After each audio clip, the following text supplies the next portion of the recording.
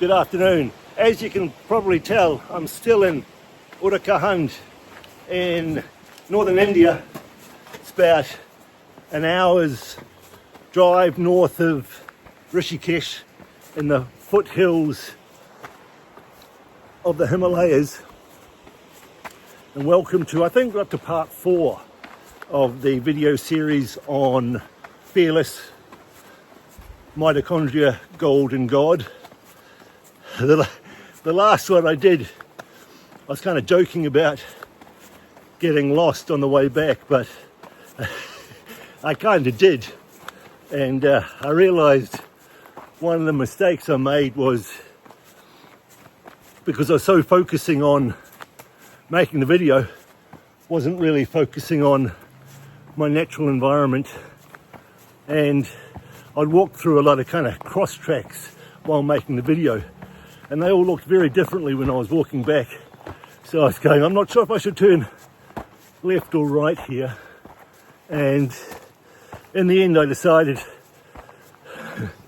that the best thing to do was always to head towards the river and follow the cow poo.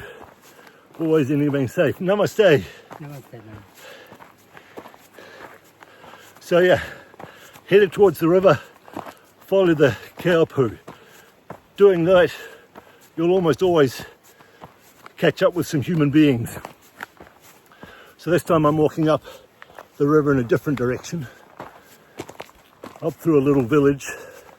So it kind of reminded me of the quote they have in India, or the philosophy that I've spoken about before, that if you leave home in the morning and while you're out you feel lost, but you get home by the evening, then you're never really lost.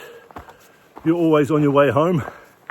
Kind of, it's been a useful philosophy to sometimes transplant onto my life.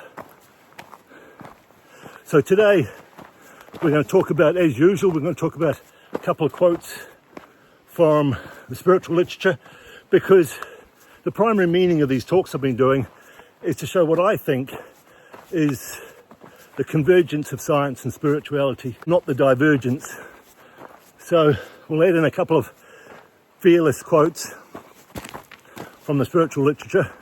Then, as usual, we're going to talk about some mitochondrial science, and then we're going to talk about some recent mitochondrial research, which I think you'll really find fascinating, particularly when it comes to some useful tips about micro and nanoplastics.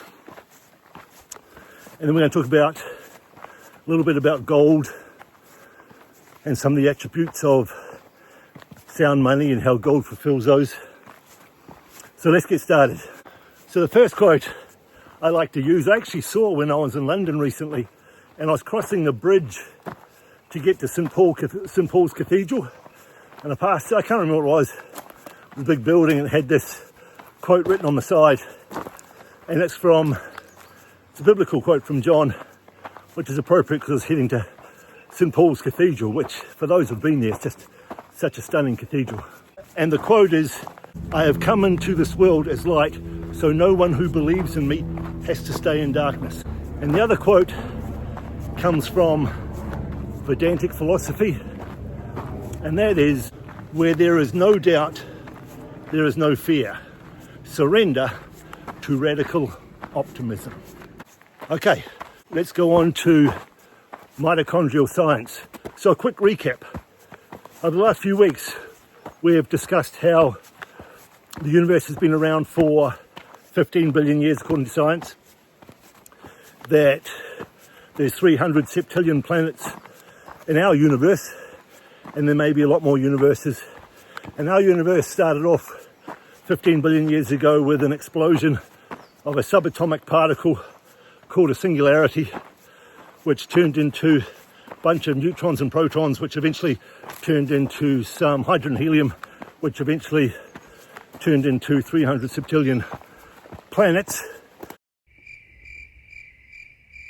So the universe is kind of a bunch of minerals for the next 10 billion years until the Earth forms 5 billion years ago.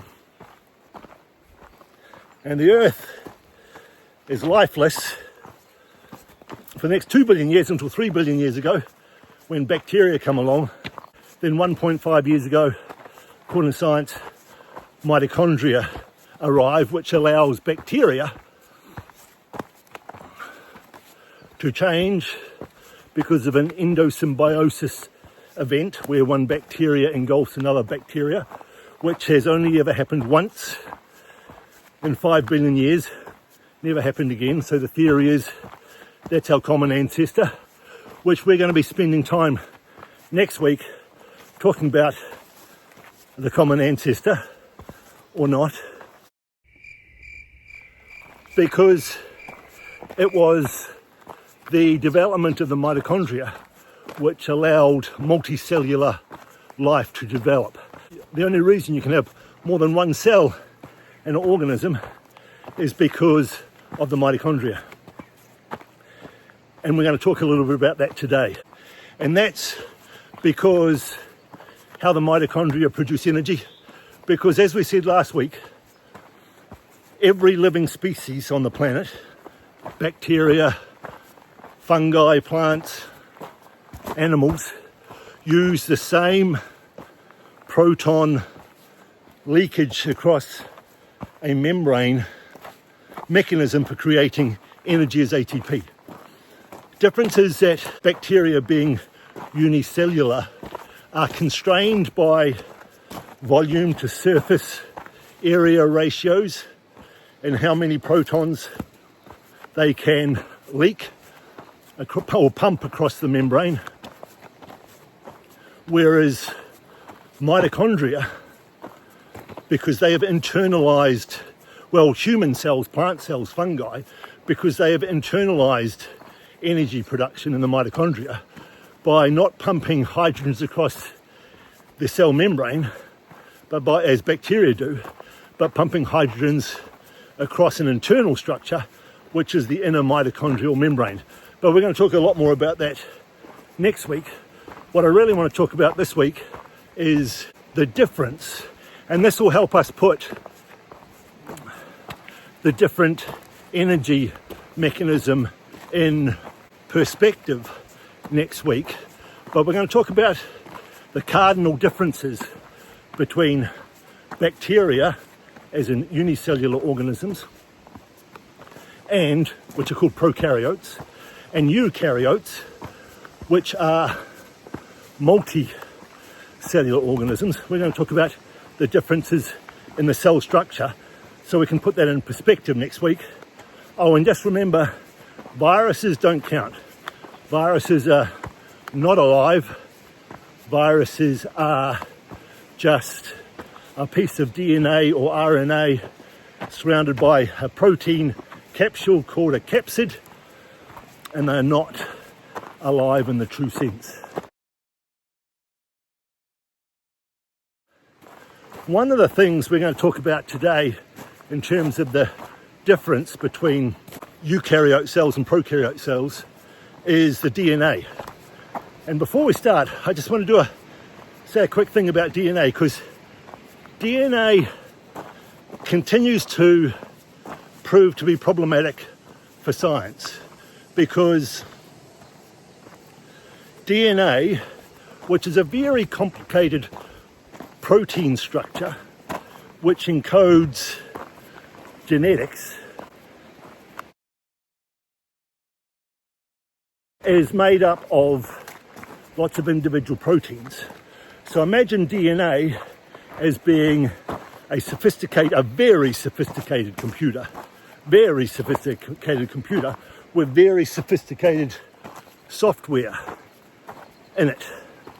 Now that computer encodes for constructing a robot, and that robot's job, because we're in the age of robotics now, that robot's job is to construct the computer.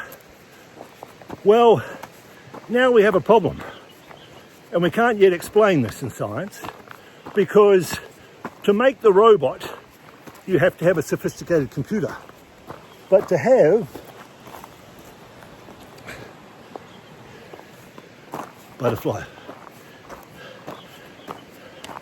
to make a robot, you have to have a very sophisticated computer.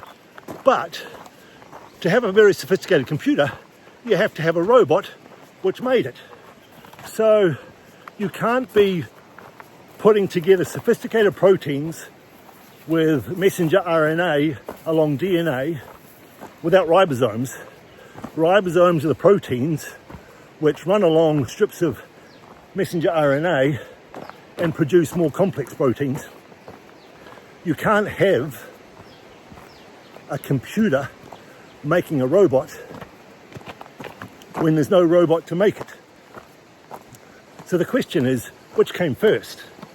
Does the computer encoding for the robot come first, or does the robot, which makes the computer, come first?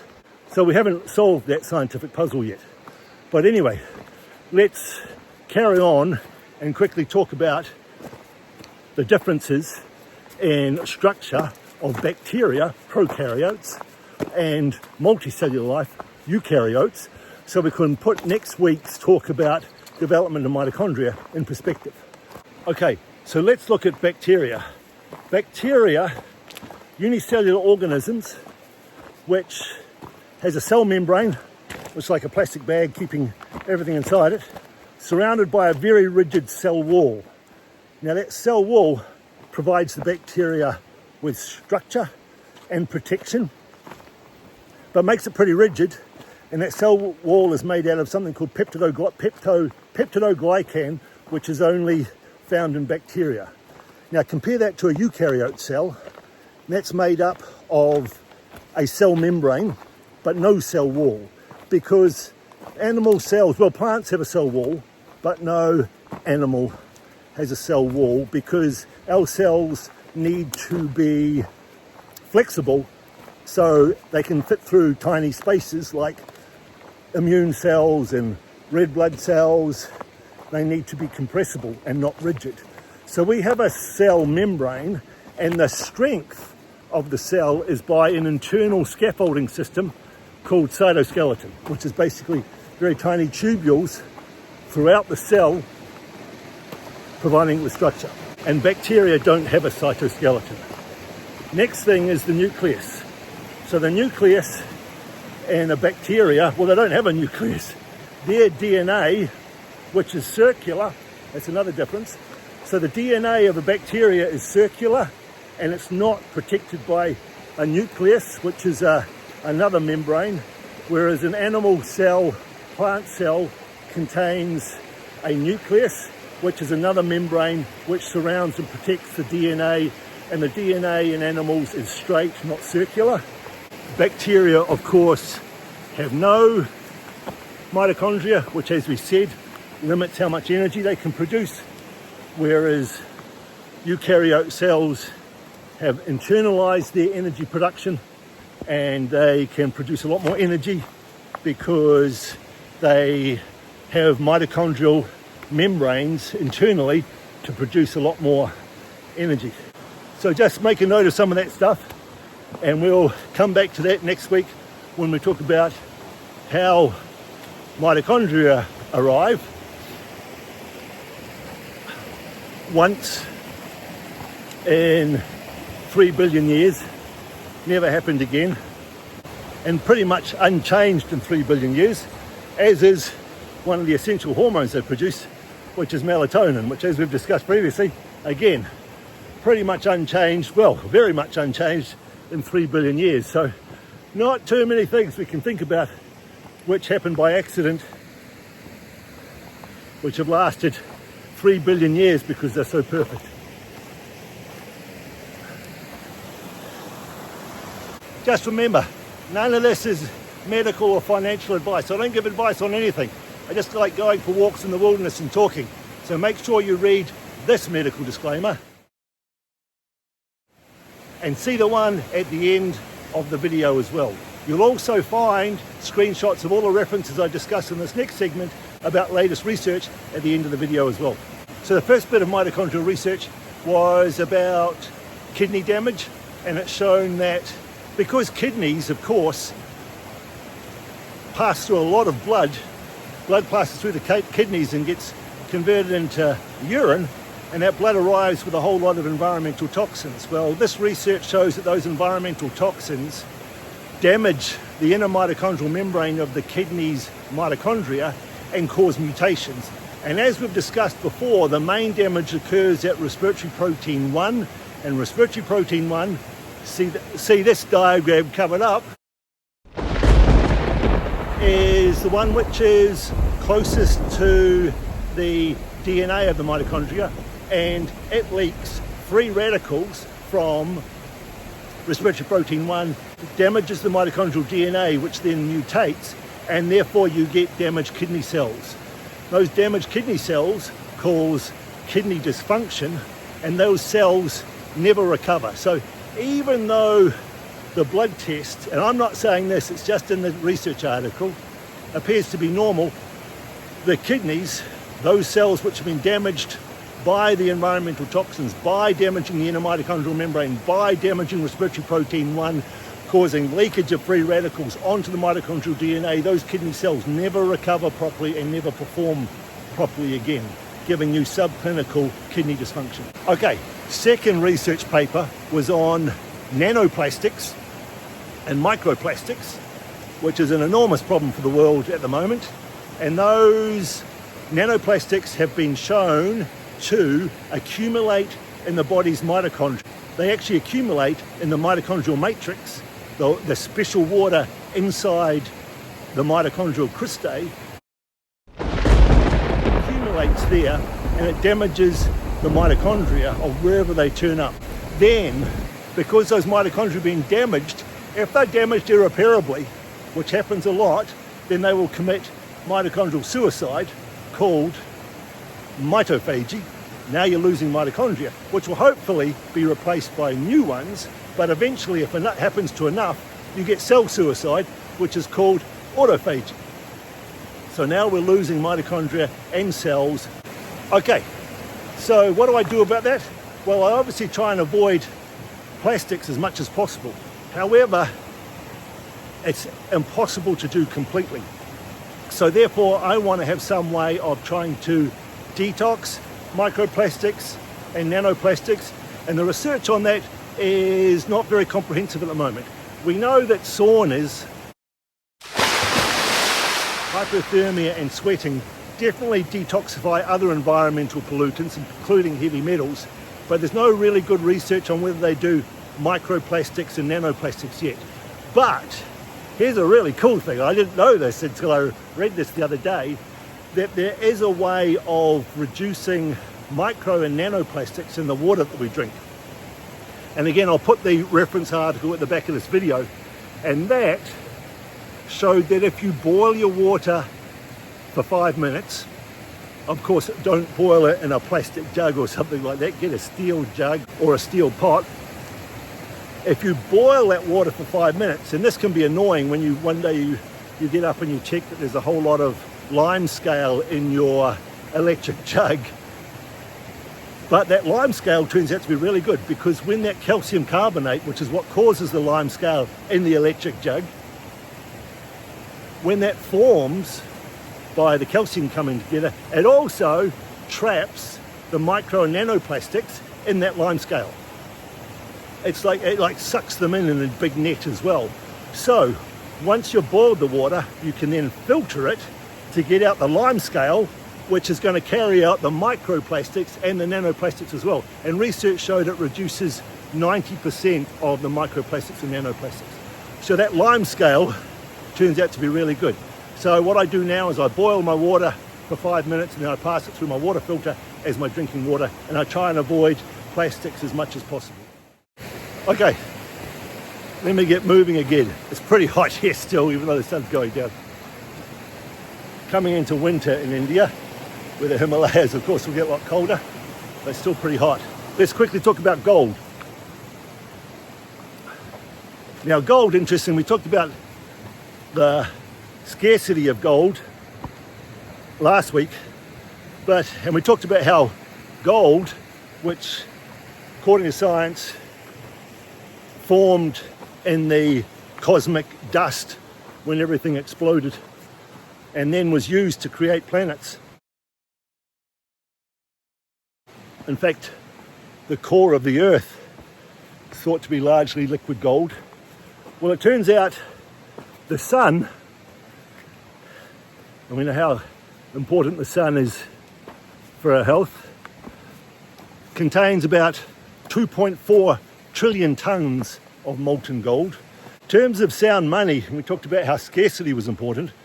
Well, gold's not scarce. As we said last week, my paintings are scarce, but gold might not be. But gold is very arduous because it's not going to be easy for a long time to be able to access molten gold at the Earth's core or molten gold from the sun. It's going to be a long time before that happens. So gold, officially kind of scarce on Earth, but also very arduous, because even though my paintings are scarce, I can make a whole lot more today. They won't be worth any money, but very, very difficult for us to access a lot more gold quickly, and that's the nature of being arduous. So scarcity and being arduous are one of the key attributes of sound money, which is why everybody's seeing the price of gold and silver going up at the moment, because of how much money printing there is going on around the world. And of course, well, sorry, it's not money printing, it's currency printing, which is a difference between money and currency. And we're not even printing it, that's not a right word anymore, because we know we just press a button and we produce electrical currency now in unlimited amounts, which is causing inflation, which is why sound money, which has scarcity and being arduous, is going up in price, so people try and maintain their savings. And of course, that's one other feature of sound money, is that it maintains its value over time. Because if inflation is taking away the value of your money in the bank, that is not really serving its function as money, which is to maintain its purchasing power. So that's why people are looking now for other sources of money rather than currency, which can be printed constantly, taking away the value of our hard work. I think that's enough for me this week. I think I've covered everything. And as usual, never forget, no matter how much it hurts, how dark it gets, or how far you fall, you're never out of the fight. Don't give up. And as they say in India, grace comes when you're grace worthy, but grace comes. Namaste from me, peace and love. See you next week for another deep dive into the mitochondria. I'm going to follow the water, follow the cow poop, see if I can get back to my accommodation for the night. Bye. And remember that after nearly 6 years, I remain suspended in nutritional environmental medicine and can only work as an emergency specialist in a public hospital. So none of this is health or medical advice, and certainly does not replace a professional relationship with your own healthcare provider. And just because I go jumping in freezing cold water doesn't mean anybody else should without adequate training in the hormetic principles of contrast therapy.